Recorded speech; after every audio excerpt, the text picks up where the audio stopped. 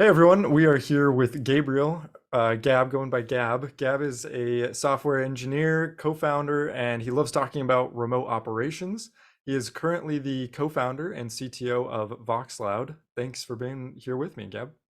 Hey Tyler, thanks for having me. Awesome. So let's get going, learn more about you. So kind of run us through some of the key points of your life, career, what led you to becoming co-founder, CTO of Voxloud. Yes, sure. As a starting point, I would like to say that I'm Italian. I come from Rome, and yeah, I started my path as entrepreneur just as soon as even during my university studies. Yes, and as you can imagine, doing startup in Italy is pretty much different than doing in places like the US, Yeah. especially for the funding topic. Mm, And we have been one of, let's say, I don't want to say pioneer, but me and my co-founder Leonardo, we started doing startup when the investments in the Italian ecosystem were really, really, really low. I was yeah. just just thinking that we were talking about just very few millions all over Wow. the Italy for the startup. And Wow. it's been a great journey starting from the 2015. And I met Leonardo in the university. We created this product that was named Volver, now is named Voxloud, and basically is a business phone system.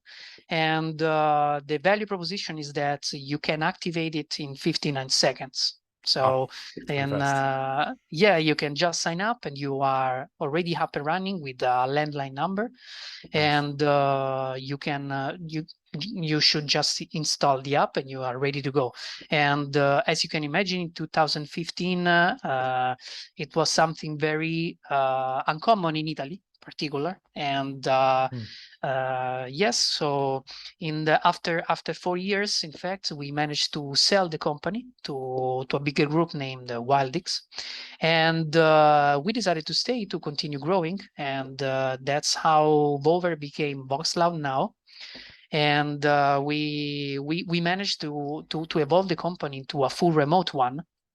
And Nice. it's been a great journey because, yeah, as a remote co-founder, dealing with the operation, because it's pretty much common that a CTO, when a company grows, comes to held all the operation to Hmm. hold the operation. Is pretty much Yeah. normal.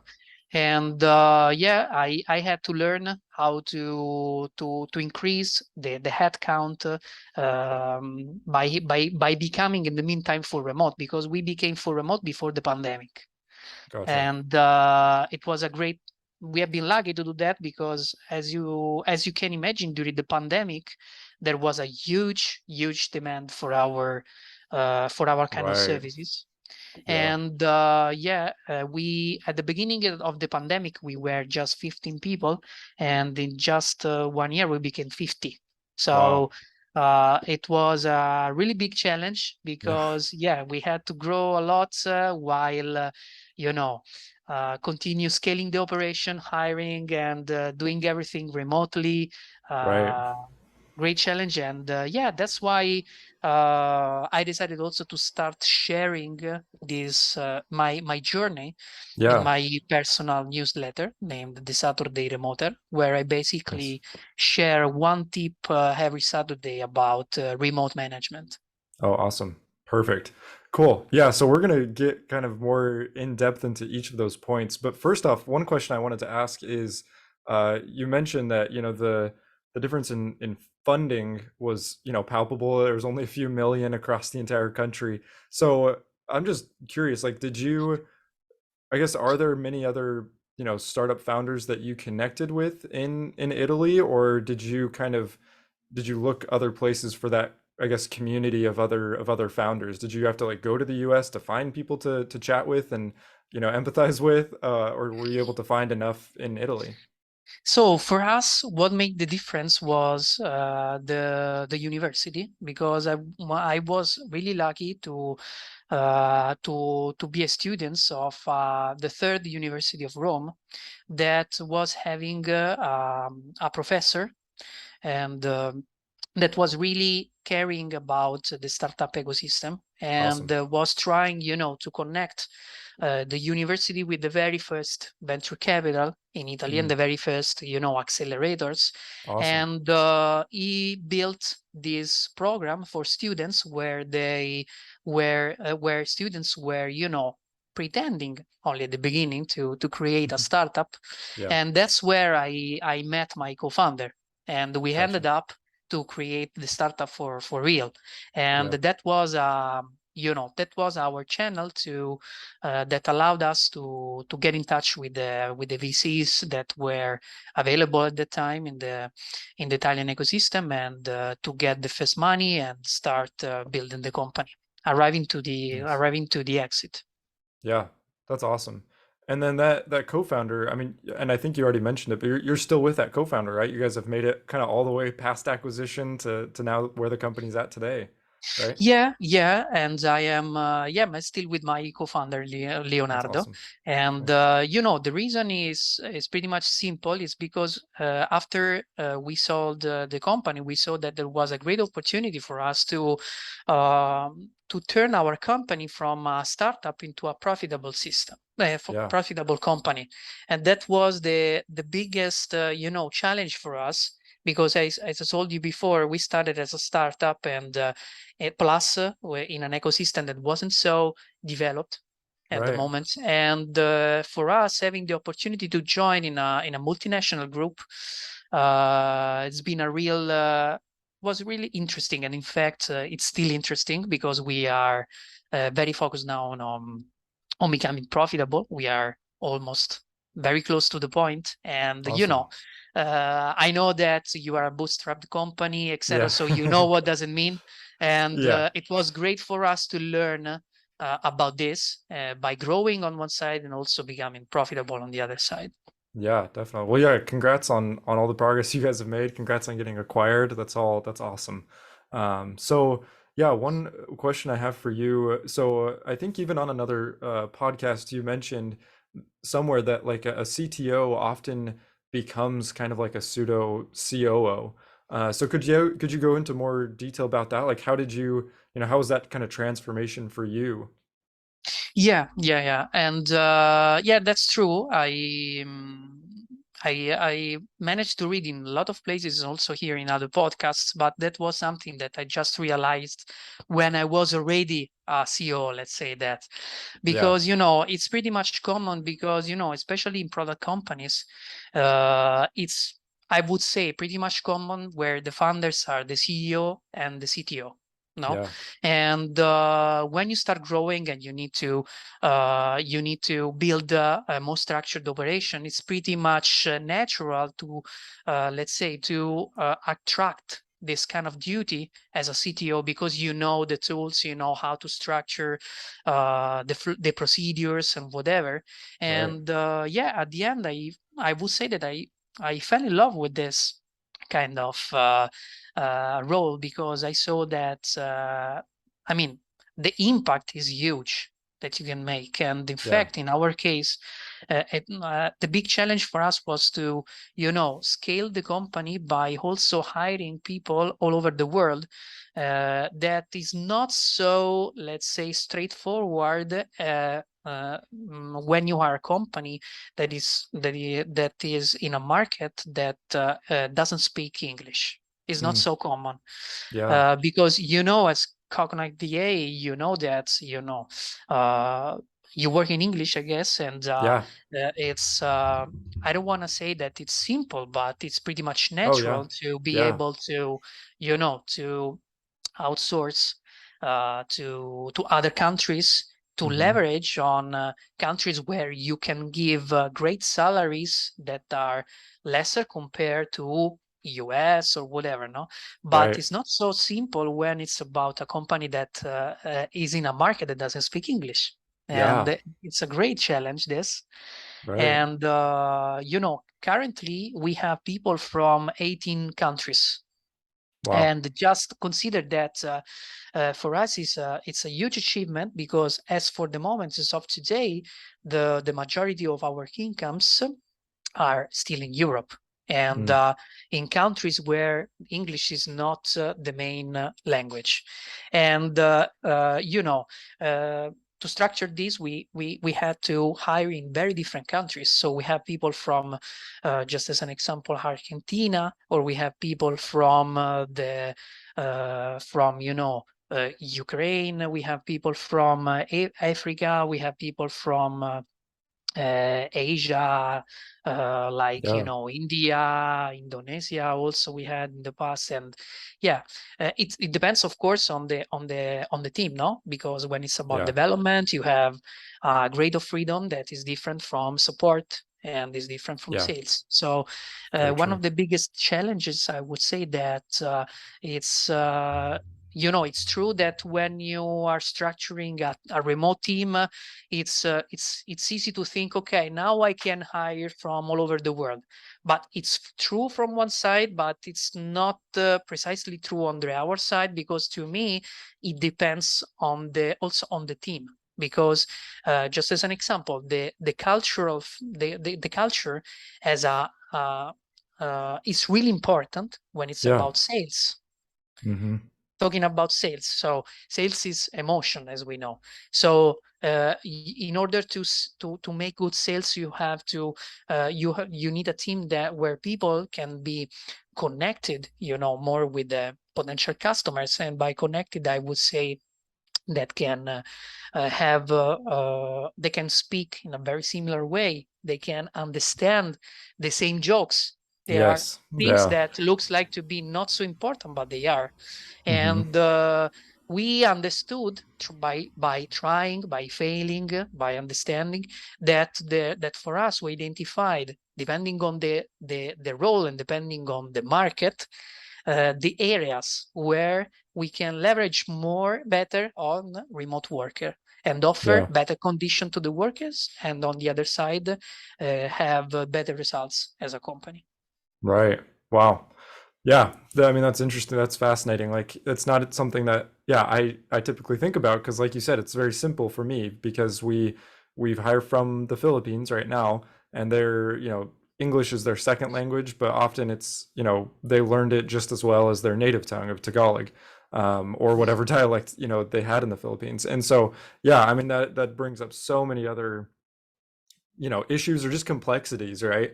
Because yeah, like even for us, like just making sure, like you said, the same jokes or the same Netflix shows, like those things like kind of help bring us together, but it would be so much more difficult if you don't even share that same language. So do you like how do you I just like it's a simple question, but like how do you communicate with your workers that don't speak English or don't speak Italian? Like do you use some kind of translator, and is like how does that whole process work? Yeah, so of course, when it's about the day-to-day operation, then this is absolutely a question that comes looks to be simple, but it's not, And even here at the end, I saw that it's important to hire the right people. And what do I mean for this? So uh, we require at least a medium or minimum level of English, you Mm, know, because in this way, when it's about writing in public chats, public channels, just as an example, we use yeah. Slack for the internal communication. Yep. We write in English. So let's say Gotcha.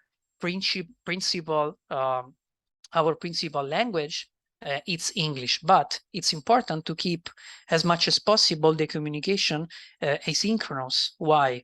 Because when there is someone that can be not as much strong as me or someone else in English, Yeah. if we communicate asynchronous, he will have all the time to use Google Translate, just as an example, to understand Yeah. better. And I would say that the async communication is absolutely the key, also to manage in the right way this kind of issue. Yeah.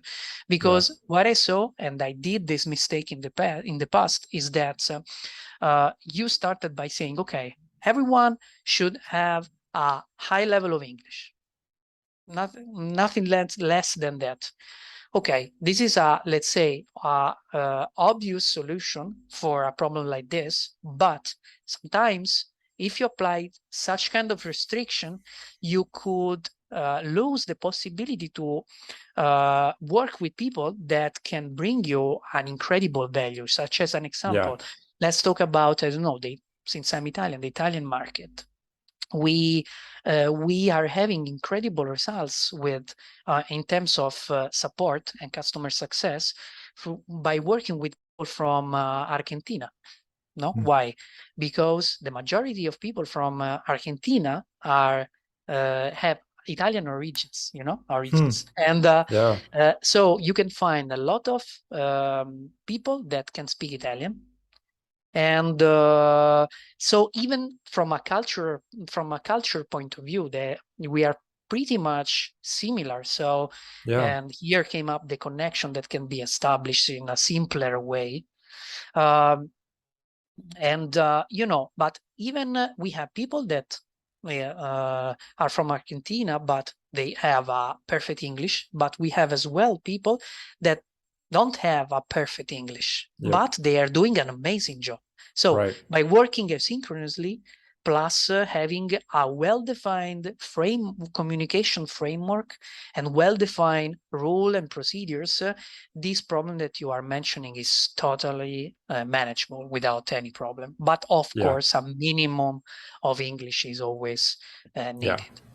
That makes sense. Yeah. And I think even the like voice versus non-voice, like we work with some Filipinos that maybe they're not super confident in their spoken English, but they can understand written English very well and they can communicate very well in, just written English. And so it is interesting, like at least with the US clients that we work with, like if they don't have great spoken English, there is a lot of, I don't know, judgment or like, okay, well, may not be the right person for the job. But like you're saying, sometimes they miss out on great value because I know of two people that I've worked with that are some of the, best people, most skilled people in their field, but they did not like being, on Zoom calls because they weren't very confident in their spoken English. And so like if that was our only criteria, then we would miss out on great talent because they've worked so well for us. But we don't force them to be, on a Zoom call because that's not where they're comfortable. And I think, yeah, realizing that that's a thing. Not everybody wants to use spoken English or might not be confident in their language ability. Like that doesn't mean that they're not skilled in their craft, in their expertise. Yeah, right. Absolutely. And on the other side, we are, me and Leonardo, my co-founder, we are lucky even because we have been able to discover this later by, of course, by making some mistakes, but we are lucky because we speak 4 languages. So for us, Nice. it's been pretty much simple, and we are more or less able to speak with everyone in the company. Yeah. But we realized later that the difference is about having asynchronous communication, and a well-defined framework. So when the rules, let's say, are pretty well defined, and the expectation as well are pretty much defined. That's the key. Yeah. Gotcha. Yeah, no, I love that. And so, I mean, especially with your kind of personal brand, this remote work push, what are some common mistakes, or I guess, what are the most common mistakes that you see companies make when kind of making that shift to remote work? I mean, like we've talked about, asynchronous communication is super important. You've talked to, kind of referenced some rules. I guess, what are the mistakes you see that people are currently doing it wrong? Yes. So I would say that first of all, the simplest mistake that me included, every company can do while approaching to the remote work, especially if you were used to work not remotely before, is about trying to work in the same way as you were working before in the office. Yeah. And I like to define, let's say, two kind of ways to work remotely. And I define them as a dumb remote work and a smart remote work. I Nice. explain you. Let me explain. So basically, first of all, the asynchronous communication is the key, like I said already. And plus, another important point is that we have to give a big attention on how to continue creating and evolving the company culture. And in particular, I really like the concept of continue having the guaranteeing the boiler room effect, Mm. not meaning not in the boiler room as the the bad way as described in the call center, but boiler room Yeah. meaning in an environment where you can you are, let's say, helped by the other on positively on giving your best, and that's truly important. Why? Because there's a completely different way to do such kind of things when you work remotely. And just as an example, I structured some, let's say, rules slash procedures, or even some roles that are supporting this. One example that I really like and is working really well in our company is the role of the sheriff. What does it Mm. mean? So one of the biggest problem is the communication between departments. No, Yeah. because when it's about having people that are working in different countries, maybe a lot of there is not so many chances that you could know everyone in the company. Yeah. You can try your best by doing virtual coffee break. You can do, I don't know, even the company retreat, whatever. Of course, such kind of things are helping Yeah. a lot. But at the end of the day, you can always have new hires or new people join, and it's difficult to being sure that you know everyone. And this leads to a big problem that is about when I have a problem that I can solve myself or in my team, with whom should I speak with? So Mm. that's a very difficult question that comes up when you start having a lot of people in the by working remotely. And Yeah. what usually happens is that there are 2-3 people that are like the SOS stars that receive, you know, receive questions, receive messages from all over the company, because for whatever reason they are well known by everyone. Just Gotcha. maybe because they are one of the eldest employees of the company, or maybe because they are people that are very expensive and they like to know everyone. But Yeah. that's a problem, because what happens? It happens that these people becomes like a router of information, Yeah. and basically that becomes their main work. And it's a problem, especially because that people maybe couldn't know precisely every time who can solve that particular problem in the best way. So Yeah. what we created internally, we created a series of boards. We work in an agile way by using both Kanban and Scrum.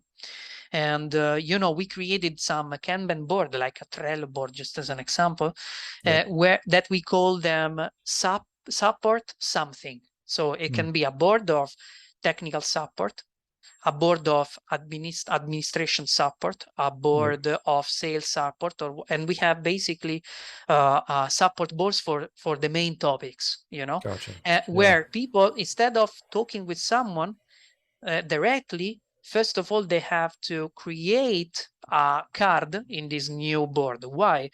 Because on top of these boards, we assign the roles of sheriffs. So sheriffs are simply people that have the responsibility to take care of that board. And this doesn't mean that they have to let's say, mm, give support directly. Maybe Yeah. sometimes yes, but even not. Maybe in most of the cases they are just responsible to route to the right people. Right. And this is also this turn. I love this approach because this turned out also as a great way to train our guys Hmm. on their not only on their topics, but also or whatever is related to the company, to understand better the why we do something. And in fact, this turned out to be one of the very first, let's say, responsibility that we give to the new hires, Hmm. because it's a great way to understand how the things are working in Oh, our interesting. company. Yeah. Yeah. And yes, the role of sheriff is it's really something that we love and we will continue applying forever probably. Yeah, wow, that's awesome. That's really cool. I love that. Yeah, I love that concept. And especially with in regards to training, like that's I think that's genius because it's one of those things like it is just practice, right? And so if you're seeing all these other, pieces come in from over the business, you get to know the business a lot better and what, struggles come up and like how to solve them, right? So that's awesome. And so, kind of the last question I wanted to ask you for this kind of episode is a lot of people, even on posting on LinkedIn or just talking to them in general, I feel like some people have the fear that remote work will mean some kind of productivity decrease. They're just it's not as easy to have oversight over your employees if you can't just peek over at their desk, like they're literally in a different home or a different country, right? And so how would you respond to that objection that where somebody says, hey, I'm not sure if I can go remote because I can't tell if my team is working hard? Yeah, that's absolutely one of the most important and the most common problems when you approach to the remote working. And I like to I like to call it the remote not working fear, you know, Mm, that because that's exactly this. Because, maybe the problem is that you can when you shift to the remote working, you can think about some behavior that are normal as a remote work, like instead of just taking a coffee in the office, you can just go out and have a walk because you need to think, just as an yeah. example, or Yep. maybe you can work out in the middle of the day instead of the end of the day Right. after the work. But such kind of things can be considered as like people are slacking off, and that's the problem, because it's about a mindset change completely. Yep. And what can help, what can you do in practice to start changes this mindset? First of all, like everything start from asynchronous communication, and also but also asynchronous evaluation of the performances of people, because the most important thing is to stop monitor the worker but start monitor the results. Mm, This of course doesn't mean that you just have to wait until the result is potentially expected and then discover only at the end, mm. and like a Yeah. surprise if you have been lucky to have someone that will deliver or not. It's not Right. absolutely this, but it's about giving the freedom to to work to establish the best working routine for every one of us, but then establish a ritual, like recurring and fixed, just as an example, checkpoints, where you Hmm. can see, you as a manager, you can see how the things are going on, how you can help, etc. Yeah. And then continue supporting people. But support doesn't mean checking if they are working. Support is check the progress and intervene if there is of course the need to Yep. to fix something. But that's all about the focus on results. Perfect. Yeah, I love that. And yeah, the only point I would add on is kind of like what you're saying. As long as you have those clear expectations at the beginning, it's pretty easy to tell if somebody is slacking, you know, and I think it does help to, especially with founders, you know, they've done almost every piece of the job, you know, in their company. And so I feel like most founders have a pretty good feel of how long should this project take, and like what results should I be expecting. So I feel like overall, it's pretty easy to tell, especially when you have this results-based approach of, you know, are they doing their job or not? And but yeah, I love what you said about, you know, it's just basic checkpoints, and like honestly looking to support, not just to say, hey, are you still working? Like, you know, you are literally just trying to help to support, in case any roadblocks come up. So that's perfect. I love that. So okay, so kind of wrapping up, I have two kind of fun questions that I like to ask at the end. So for you, you're a CTO, so I'm excited to hear your answers to this. What are the maybe top three softwares that you work with that you just can't live without? Okay, sure. First of all, is the software to support the internal communication, that in our case is Slack. Mm-hmm. Then, of course, it's the software that that allows us to handle the internal knowledge base and the project management. Yep. We use the Confluence ecosystem, so we use Jira and Confluence from Yep. Atlassian. Nice. And of course, as a third one, I would suggest Voxloud, because of course it's Mm-hmm. at the end of the day, there is always the need it's true that asynchronous communication is absolutely important, but the end of the day, when it's about support and it's Yeah. about sales, it's important to have a human touch, and it's important to call. And Right. yeah, in just 59 seconds, you can be ready and offer this human touch and make sales even remotely. I love it. Perfect. And then the only thing I would add on, I don't know if you've used it in the past, but Volley, it's kind of like there's another app called Marco Polo, but Volley is great for like business asynchronous communication, but it's all about video.